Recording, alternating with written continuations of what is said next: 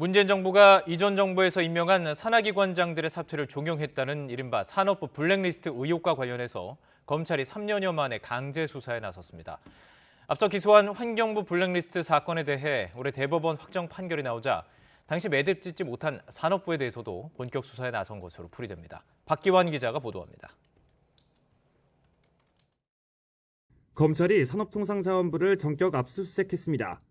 지난 2019년 이른바 산업부 블랙리스트 의혹과 관련한 고발이 접수된 지 3년 2개월 만입니다. 검찰은 산업부 인사 관련 부서에서 과거 산하기관장의 사퇴를 종용한 내부 지시나 보고자료가 있는지 확인한 것으로 알려졌습니다. 이른바 산업부 블랙리스트 의혹 사건 수사는 지난 2019년 1월 자유한국당이 백운규 장관과 이인호 차관 등을 직권남용 등 혐의로 고발하면서 시작됐습니다.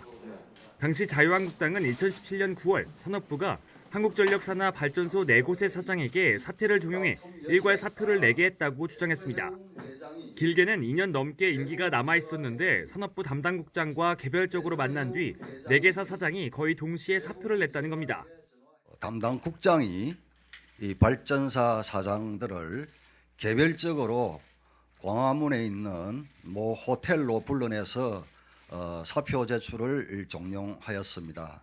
환경부와 마찬가지로 블랙리스트가 작성이 되었고 당시 고발장을 접수한 서울동부지검은 관계 산하기관장들을 불러 참고인 조사를 했지만 결론을 내지 못한 채 수사가 사실상 중단됐습니다.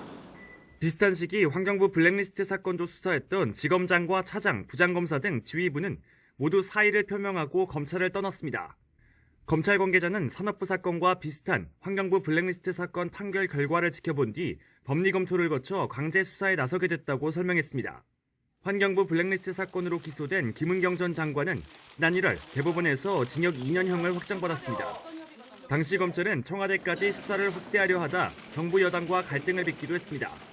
고발 후 3년 만에 다시 산업부에 대해 강제 수사에 나선 검찰이 의혹을 제대로 규명할 수 있을지 또 어디까지 수사가 확대될지 주목됩니다. YTN 박기환입니다.